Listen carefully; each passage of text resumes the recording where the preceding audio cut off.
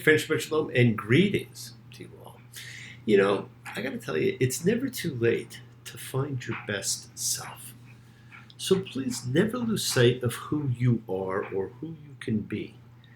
It's fear that drives us deeper into restrictive, painful ego states and away from a direct experience of our true nature.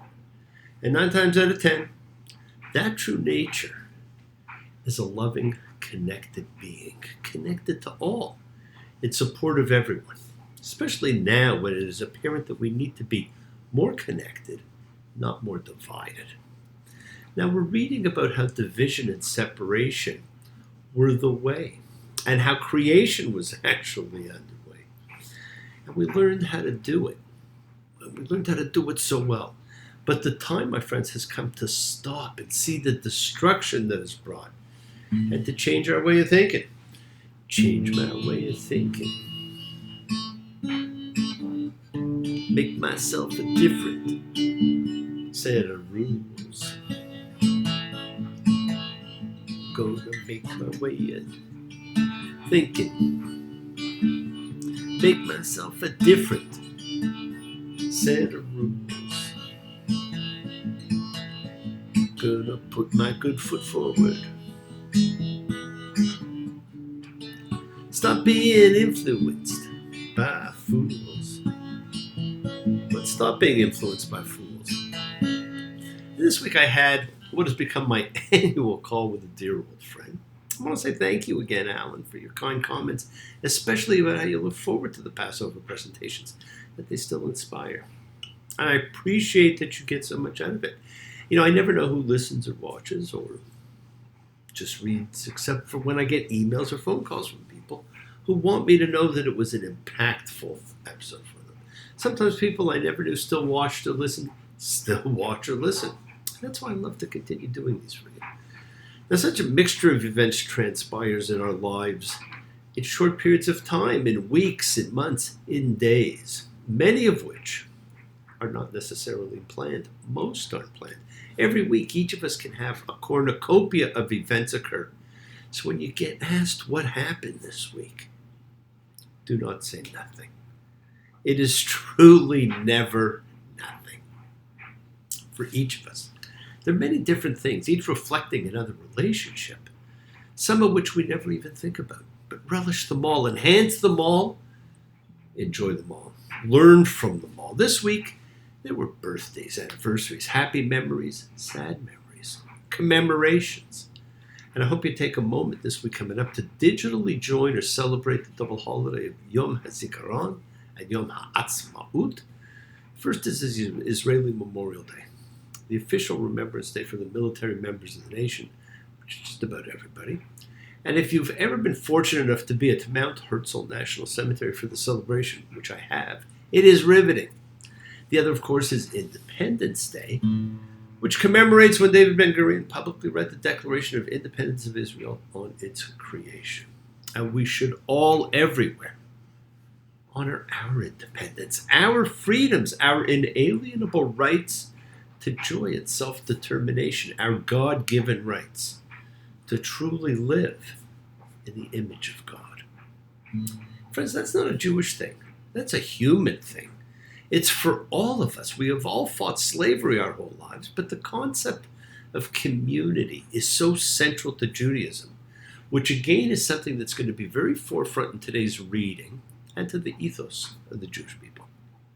But community, our way of being together, our way of organizing our collective lives, has changed and evolved as the world has transformed. In the 21st century, in societies rocked by philosophical, technological, social, and economic upheavals, in a world where many of the old patterns of behavior, affiliation, and identity have changed, have crumbled, the traditional model of community is truly in crisis.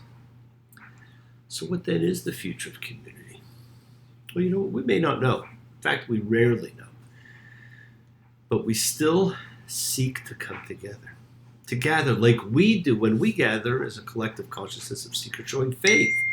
Any and all faith. Love. Any and all love. Because we are a true chavura, a fellowship.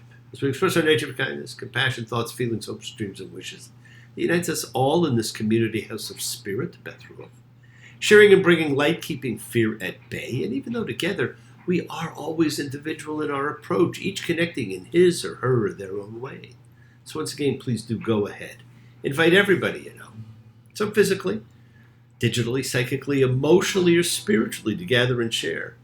From Psalm 133, the Hine Matov, come together. Hine Shevet Chika Hine Matov Shevet Chika. How good, how pleasant it is for brothers and sisters together. Community. Community. Community together. Let's all spread love, goodwill, and fellowship to the world. Yeah, I want you to remember, friends, this is your setting aside just a little bit of sacred time in your own sacred space to honor and converse with whoever, whatever you happen to believe in. We all believe in something. It is a part of your kavanah, your intention. You hear me talk about that a lot. It's what you put out to the universe. It's your goodwill. Goodwill and intention are the roots of what you do control in life, of what you can correct when it goes off course. It is your intention that sets in motion everything that occurs in your lives, my friends. So let's take some time now. Let's use our intention. Let's send some of that goodwill, some light, some healing out to everyone that needs it. Healing and renewal for everybody.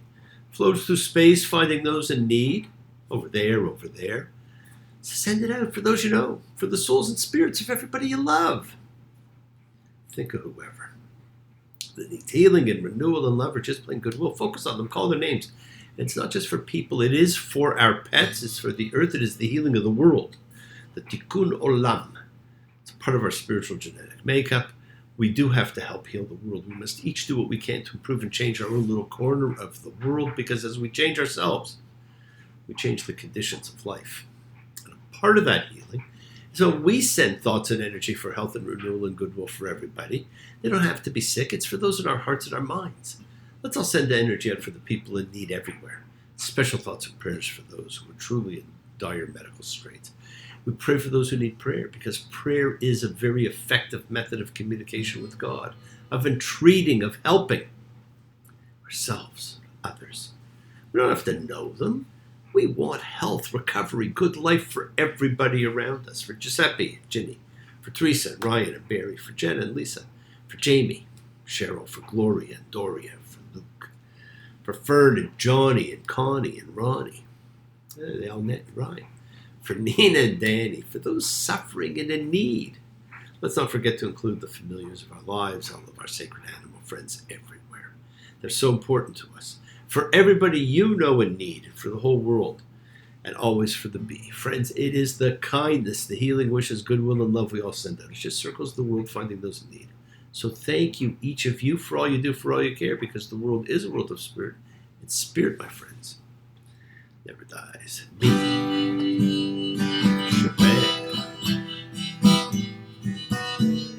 Avotenu Makor HaBracha Limotenu. May the swords of strength bless the ones before us. Help us find the courage. Make our lives a blessing. The renewal of body. The renewal of spirit. Let us say, Amen. Mishaberach, let us all have our spirits renewed. This is the great prayer for healing, which we call upon God to heal as He's healed before. Mishaberach, may He who blessed. Because all healing is a blessing. Let's all send and receive healing and renewal energy in our efforts to love, to share, to care, to grow. So take those few extra minutes this week. Remember to honor the relationships of your life.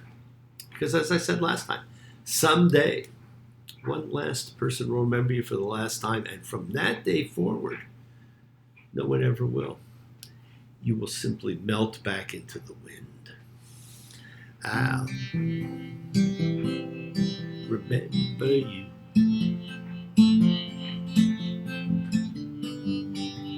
When I've forgotten all the rest, you to me were true.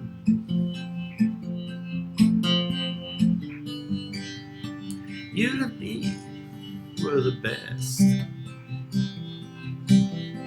When there is no more, you cut to the core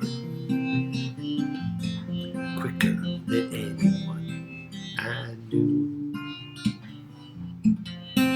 When I'm all alone in the great unknown, I'll remember you. We need to remember.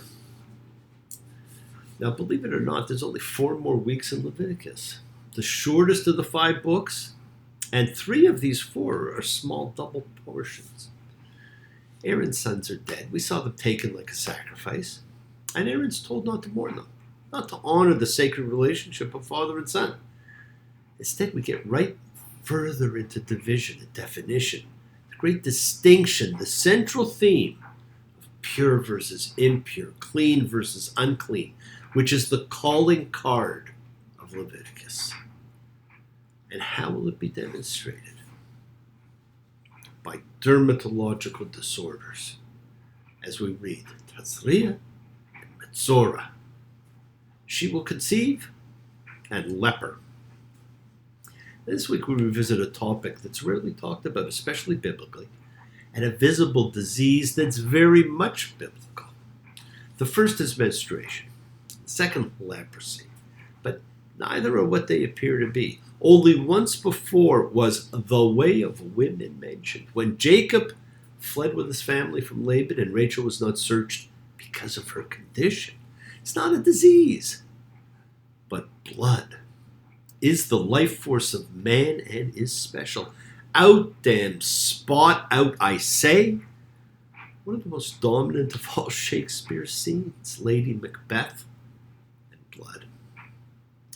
So we're now at our first reading for the priests about impurities and the differences between those to do with males and those to do with females. And the differences can be striking. Leviticus 12:1. A woman, when she will bear seed and give birth to a male, will be impure 7 days. She will be impure like the days of the impurity of her menstruation. And on the 8th day, the flesh of his foreskin shall be circumcised. Now that, of course, is the second of the 4 covenants God made with men, the covenant of Abraham. Leviticus 12:4.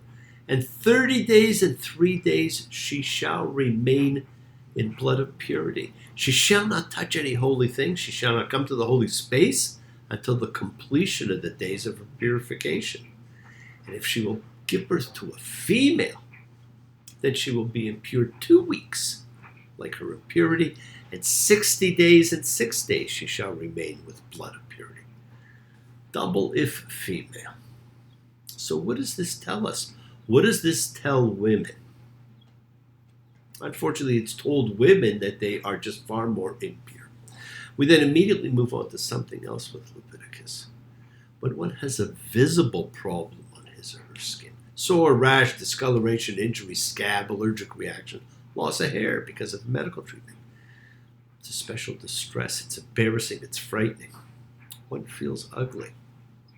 One does not know how long it will last. One wonders if others are making fun or pitying or feeling disgusted. All the laws in this section convey that it is not that the person has done something wrong, that it's not something intrinsic in the person's behavior. Being impure because of a skin condition does not mean that one has done something wrong any more than being impure because one happens to be menstruating means that one has done something wrong. But because we are now dealing with visible issues, it is different. Visible is different because invisible means you don't know. Visible means you do. And that's why most Orthodox men will not shake a woman's hand, because they don't know her condition. You just don't know what their condition, their state, their level of purity. But visible is different, and the section becomes fixated on leprosy. An obvious sign, but actually it is a metaphor for something else which we're going to talk about. Now, all older English translations represent the word tazria, as talked about here as leprosy. However, modern scholars are pretty well unanimous in rejecting this identification. It wasn't leprosy. It's now considered to be a skin blanching, an alteration of the pigments in the skin. Leprosy is just a much more powerful image and term, with skin and body parts falling off. Leprosy, what a sorry mess I am to see. Even friends can't stand to look at me.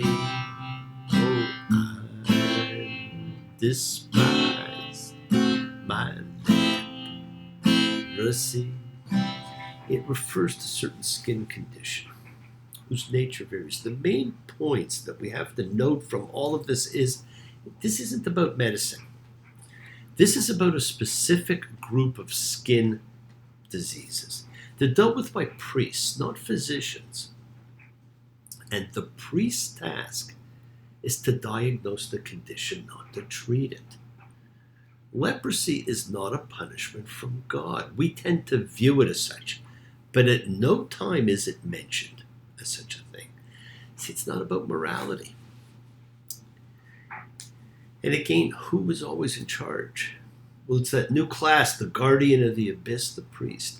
The priest is the doctor, the physical, the emotional, the spiritual. His role is not just the doctor, but perhaps he's the witch doctor.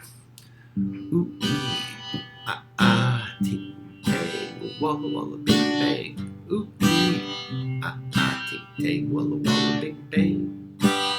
My friend the witch doctor taught me what to say. My friend the witch doctor taught me what to do.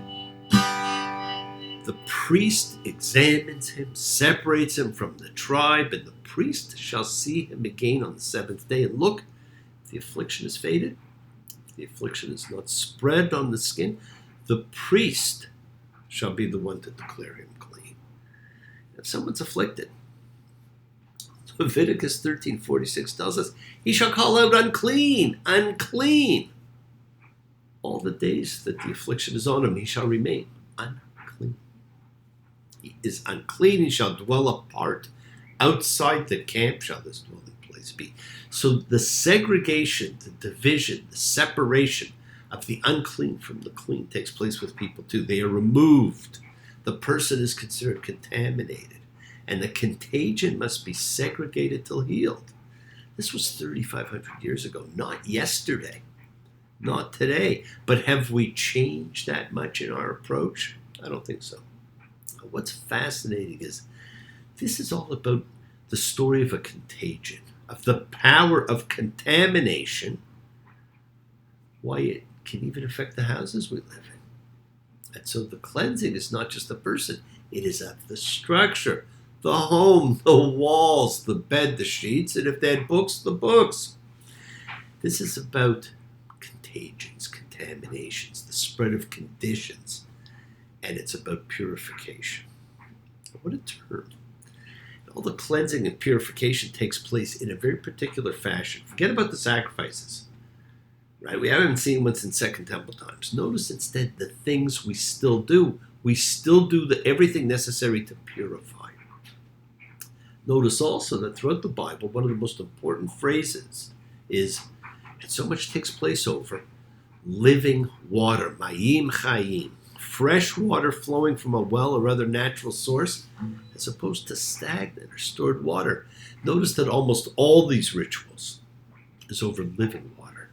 And that's why mikvahs are so important and have continued to be. While you could even find them on top of the desert fortress of Masada or the caves of Qumran by the Dead Sea, they are the cleansing apparatus of living water. A return to the primordial condition of our beginning, the separation of water from above and water below. And the separation of those with disease from those who do not is actually about bringing people who are infirm back into the community. Today we see it with synagogues that have installed ramps to the bima for handicapped persons, balloons for the deaf so that they can experience the vibrating sounds of the shofar on Rosh Hashanah. As we were once responsible to return and include those who were impure to the congregation, so we need to learn to include the handicapped and infirm as well. Now, I said earlier, there's a different meaning to be addressed here. Leprosy, metzorah, is believed to be an acronym for Motzi Shem Ro, meaning someone who speaks slander or negatively about someone, which is, of course, gossip, lashon hora, negative, forbidden speech, as Miriam does about Moses' second wife, and which so many seem to participate in. And you know who they are. Perhaps it's even you. It poisons from within. And this says, well, you know what? Maybe that poison from within may be exhibiting without, and hence the visible skin problems. Heard it from a friend who heard it from a friend who heard it from another. You've been messing around. Now I remember when I learned back in 1986 or so that thoughts truly are things. They trigger speech, which triggers actions. It's not true when they say sticks and stones may break my bones, but words will never hurt me. Words not only hurt, but my friends, they kill, they destroy. See, it's not about the condition or stopping its spread like a disease. It is about the impurity. The concern is not a medical one. It's not the medical issue of contagion, but it is the ritual one of contamination. Notice tamah, impurity, uncleanness.